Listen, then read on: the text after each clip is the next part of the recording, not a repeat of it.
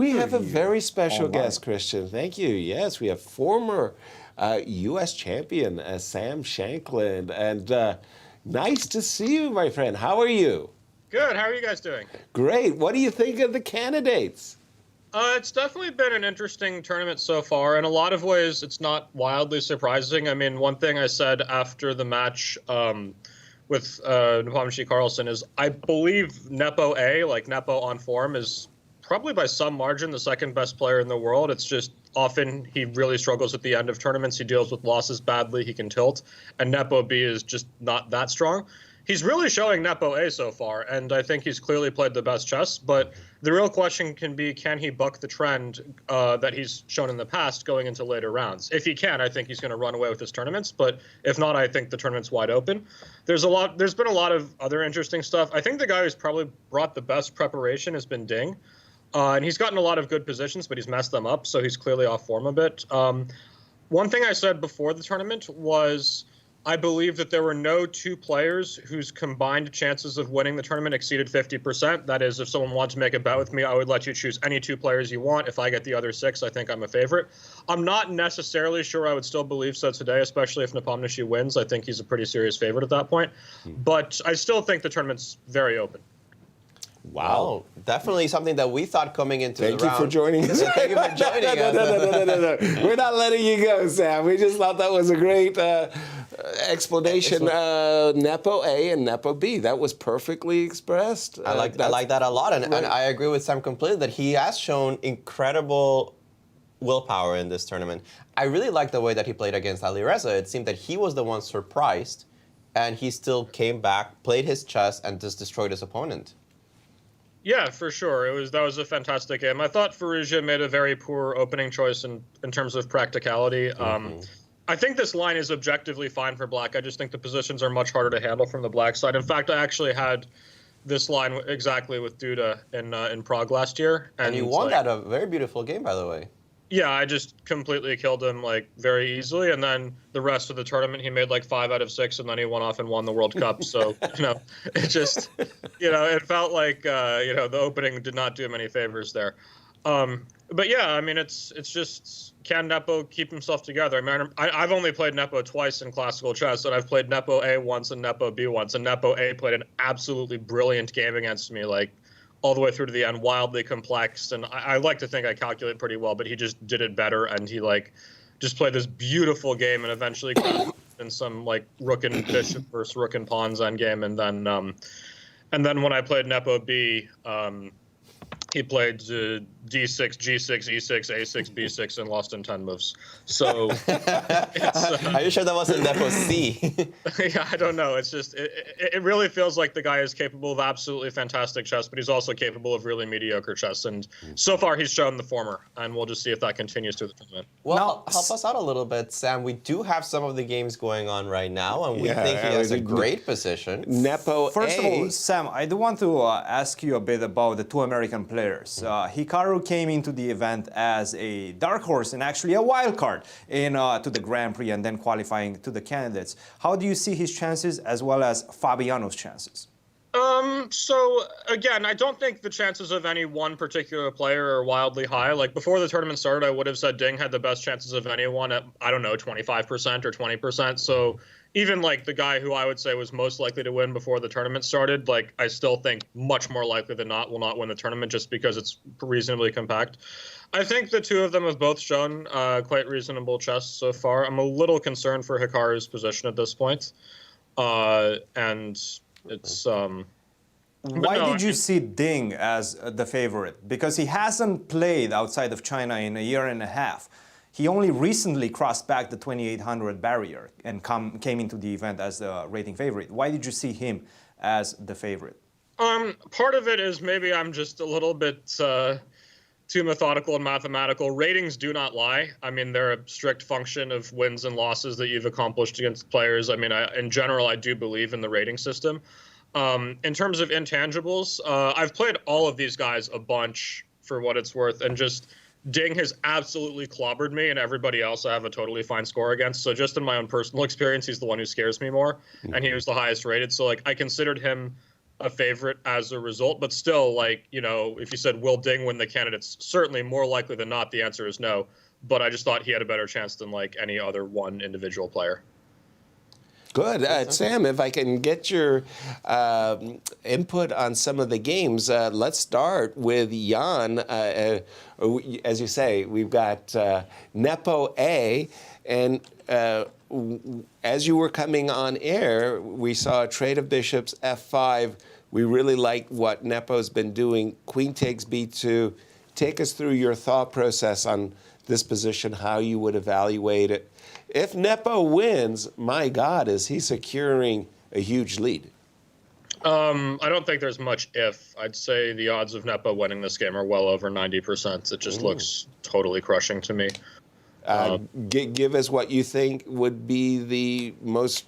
I mean, E6 certainly feels the most thematic. I think Duda is basically begging for G6 and just hoping to like sacrifice a piece and somehow try to fight on with some pawns in a reasonably solid position.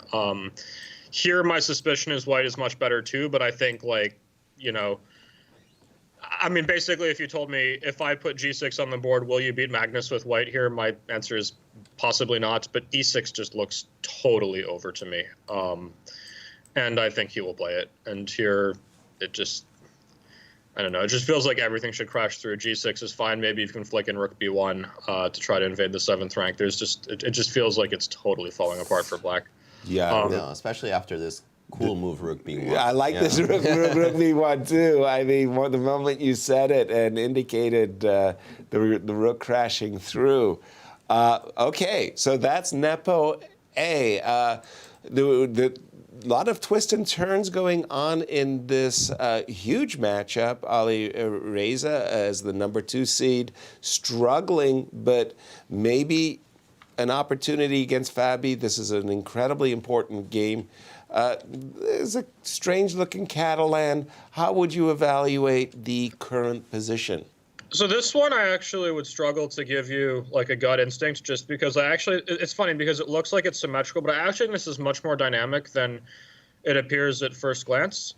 All right. I think thematically black should be better here, just because he is closer to getting to the C file. His knight on B4 is much better than white's knight on F3. The queen on H5 could definitely end up misplaced, but it's also very concrete in that you can clearly see like moves like knight G5 or bishop G5, or even like in some cases, I mean, not now, but at some point, rook D7, bishop H3. There's all sorts of things that could happen to black here. So I think if black can keep this position under control, he should be better. But that's a big if, and I'm not sure if white has like something direct here. I don't know. This one, it's certainly harder for me to know directly who's better. I would probably want to think for a bit more. It seems pretty dynamic, actually. Fair. What would be your first instinct? You said that white needs to try some dynamic ideas, and I completely agree that black seems like he's taking over. What would be your first instinct at what to look at here for white? Don't know. Well, it would depend. I mean, if I want to make a draw, probably, if I decide I'm worse and I want to make a draw, probably I would look at bishop H3. I think it's a bad bishop and we can trade it off for a good one. If I want to be more ambitious, bishop G5 would probably be the first thing I'd think of. G4 is probably a little bit too outlandish, but it's not totally ridiculous. G4. Like it? No, but there's G6 and then queen H5. H3. He has H5, yeah.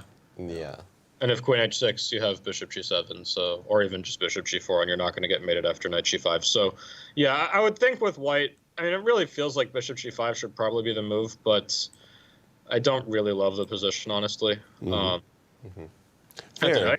I don't think, but the nice thing for white, though, is I don't think it can be that terrible. I think the worst it's going to be is slightly worse, and, you know, Firouzja is a good player. That being said, Firouzja is now down to 18 minutes for a full 24 moves of chess. Remember, no increment. Yeah, sure. You mentioned you felt like Hikaru's position. You thought that Ding, coming into the tournament, Ding was the favorite. Hikaru's position in the moment, Hikaru's a pawn up. We just saw the move Queen C5, and there have been different long things. This looks to us like one of Hikaru's long things. Try to break down this position for us, if you could, Sam.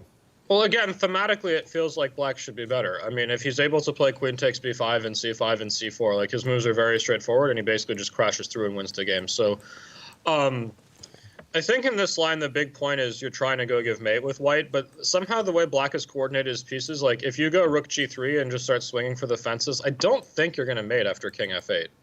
I don't know if king f8's the best move, but like it feels like there's not enough pieces on the board, and you're always looking for like sacrifices, bishop h6, queen d2. But I think like there's enough pieces have been exchanged that white, not only does white lack the firepower needed to actually crash through and give mate, but also because black's pieces have been exchanged, his king has a pretty clear route to e7 and d7 and c8 to escape if white ever starts sacrificing too much stuff. That's awesome. Which is not necessarily always the case. If, you know, black has like a bishop on e7 or something, it often can actually make the defense harder. So, yeah, I don't know. I mean, I don't think Hikaru's in objective trouble yet, but the position does look uncomfortable to me, and I don't like that he had a huge time advantage, and that's clearly gone now, and he's actually less time. Burning this much time this fast means you're somewhat uncomfortable with your position, I think. Before we ask you what's on your agenda and so on, want to get your quick take on the time control. Nobody plays this time control, not much experience. We're all used to the increments. And now you only get the increment after move 60. Your perspective on the time control used?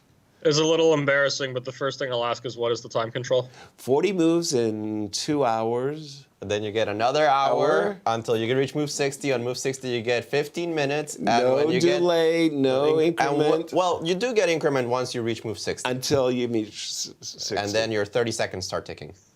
I don't know. I don't care that much. Honestly, I think it's probably the difference is pretty marginal. I mean, there's guys out there who just love to burn all their time down to nothing and will burn all their time regardless of whether they start with 2 hours or whether they start with 90 minutes. So for them, I think they might struggle a bit. For me, I don't see a really substantial difference. I think this time control or a more normal time control, I still think it's very likely that whoever plays the best chess is just going to win the tournament, and I don't think the time control will have a huge amount to do with it.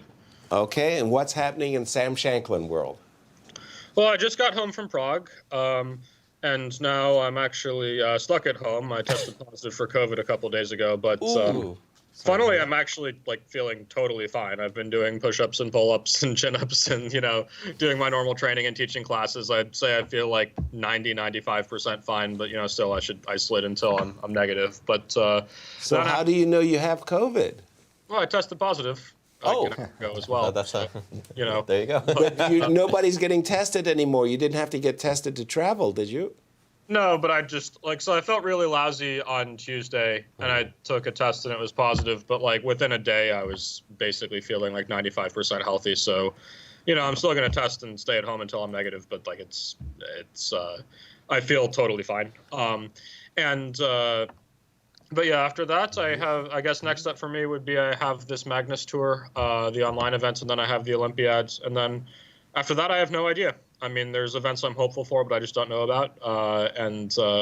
We'll see. It's sort of a tough spot in that, you know, you're not really I haven't been invited to stuff yet. And when you're at like the level I'm at, you know, which is, you know, say number 20 to 30 in the world, there's all these tournaments that you're clearly good enough to play in, and that there's a chance that you could get invited to, but you're definitely not guaranteed to be invited to. Right. And that, you know, if you were number 50 in the world, you're like, yeah, I'm not getting invited. And if you're number 10 in the world, you're like, yeah, I'm playing.